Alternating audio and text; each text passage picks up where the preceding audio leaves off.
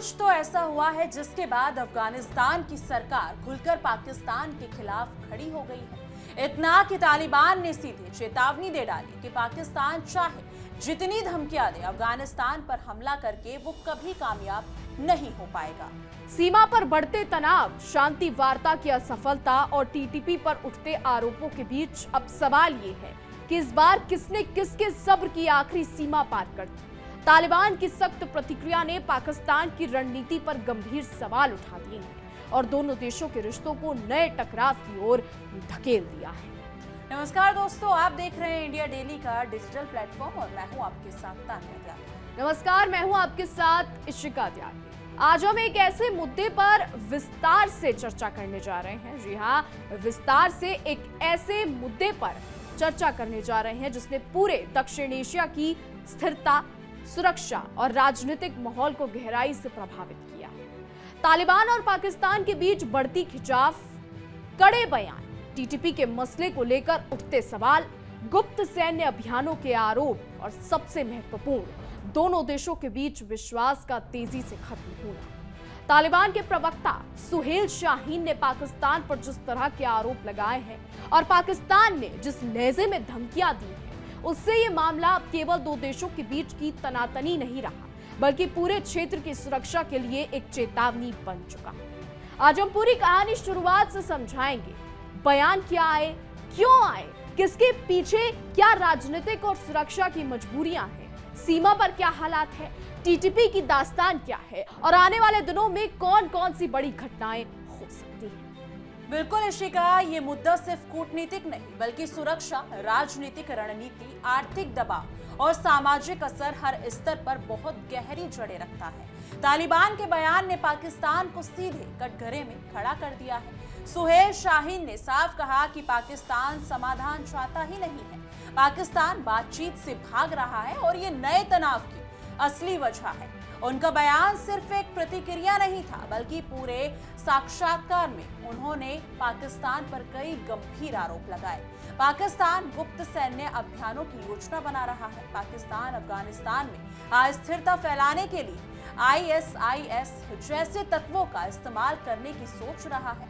पाकिस्तान बार बार युद्ध की धमकी देकर खुद अपनी असफलताओं को छिपा रहा है और पाकिस्तान अपने अंदर टीटीपी की गतिविधियों को रोकने में असफल रहा है। शाहीन ने कहा कि अगर पाकिस्तान के पास कोई सबूत है तो वो साझा करे, वरना सिर्फ आरोप लगाने से सुरक्षा समस्याएं हल नहीं होने वाली। उनके इस बयान ने पाकिस्तान सरकार और सेना दोनों को कटघरे में खड़ा कर दिया है।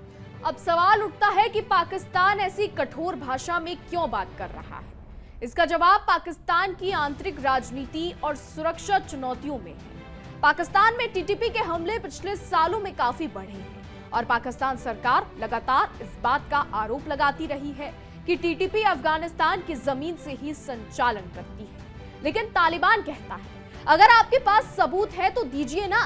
इस बिंदु पर दोनों देशों में तीखा मतभेद है। पाकिस्तान चाहता है कि तालिबान टीटीपी नेताओं को गिरफ्तार करे या कम से कम उन्हें अपनी जमीन से निकाल दे, लेकिन तालिबान का जवाब है कि अफगानिस्तान में टीटीपी के लड़ाके खुले तौर पर संगठित रूप से मौजूद नहीं है और अगर कहीं व्यक्तिगत स्तर पर कोई ऐसा व्यक्ति है जिसे पाकिस्तान टीटीपी का सदस्य कहता है तो वो पाकिस्तान का ही नागरिक है और पाकिस्तान के अंदर घुसकर हमले करता है। ये पाकिस्तान की अपनी सुरक्षा नीतियों की विफलता है। दोनों देशों की इस बहस में वास्तविकता कहीं बीच में फंसती हुई नजर आ रही है, पर आरोपों की भाषा अब इतनी आक्रामक हो गई है कि बातचीत की गुंजाइश सिमटती जा रही है। सीमा पर स्थितियां भी इस तनाव को और अधिक गंभीर बना रही हैं। अफगानिस्तान पाक सीमा यानी कि डुरंड लाइन वर्षों से विवाद की चढ़ रही है। सीमा पर सुरक्षा चौकियां बढ़ाई जा रही हैं। दोनों देशों की सेना एक दूसरे की गतिविधियों पर लगातार नजर रख रही है। व्यापार रुक रुक कर चल रहा है। दोनों तरफ से नागरिक माहौल को लेकर चिंतित हैं। सीमावर्ती इलाकों में रहने वाले लोग बताते हैं कि हाल ही में अचानक चेकिंग, स्थानीय व्यापार रोका जाना और रात में फायरिंग की घटनाएं बढ़ी हैं। पाकिस्तान इसे सुरक्षा के लिहाज से जरूरी कदम बताता है, जबकि तालिबान इसे उकसाया गया तनाव कहता है। इस तरह की स्थिति में छोटी सी घटना भी बड़े संघर्ष की ओर बढ़ सकती है, क्योंकि दोनों देश इस समय अत्यधिक संवेदनशील सुरक्षा मोड़ पर हैं। अब बात करते हैं सुहेल शाहीन के उस बड़े बयान की जिसने पाकिस्तान में हलचल मचा दी। उन्होंने कहा कि पाकिस्तान अफगानिस्तान के खिलाफ किसी भी गुप्त सैन्य अभियान में कामयाब नहीं होगा। ये लाइन साधारण नहीं है, क्योंकि ये पहली बार है कि तालिबान ने खुले मंच पर पाकिस्तान को इस तरह के सैन्य कदमों के खिलाफ चेतावनी दी है। शाहीन ने यह भी कहा कि अफगानिस्तान की सरकार को अब हटना संभव नहीं है, यानी हटाना संभव नहीं है, और जो भी देश इस तरह की कोशिश करेगा उसे सिर्फ नुकसान ही मिलेगा। पाकिस्तान के लिए यह संदेश साफ है, तालिबान अब दुर्बल या दबाव में रहने वाली सरकार नहीं, बल्कि खुद को एक स्थिर शक्ति के रूप में दिखाना चाहता है, जो आत्मविश्वास के साथ जवाब देती है।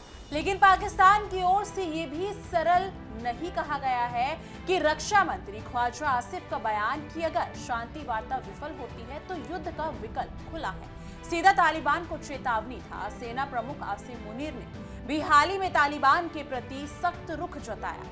पाकिस्तान के लिए ये राजनीतिक और सुरक्षा दोनों तरह की मजबूरी है, क्योंकि पाकिस्तान की जनता अब लगातार ये पूछने लगी है कि टीटीपी के हमलों को आखिर कब और कैसे रोका जाएगा।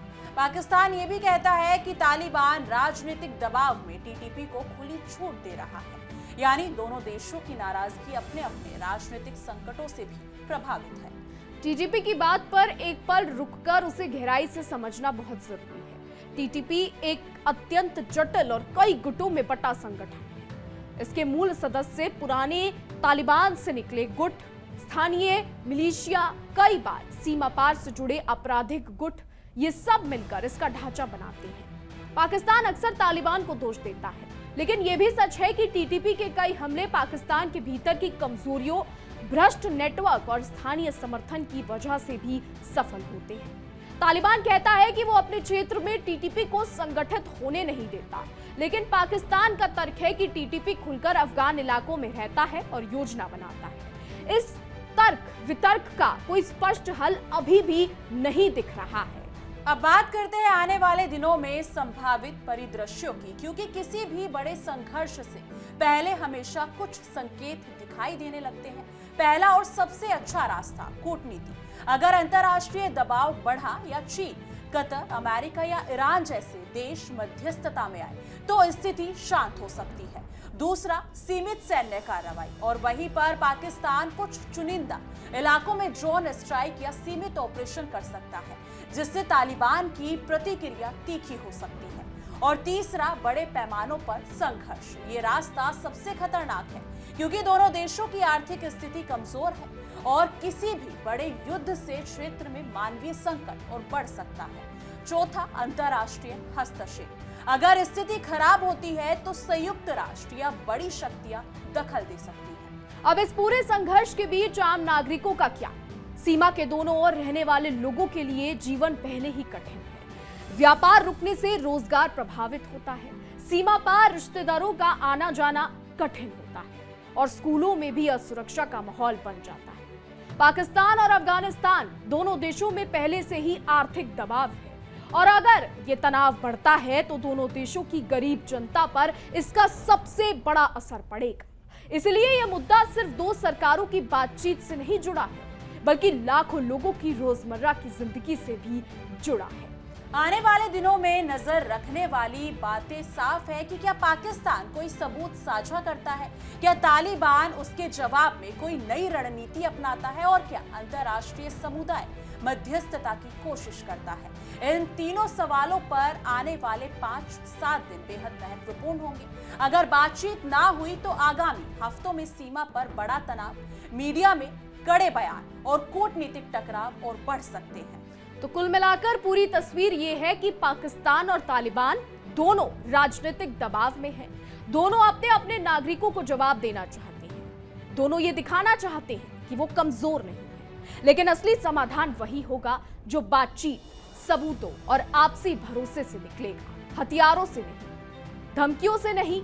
ये क्षेत्र पहले ही युद्धों और अस्थिरता का बोझ उठाता रहा है।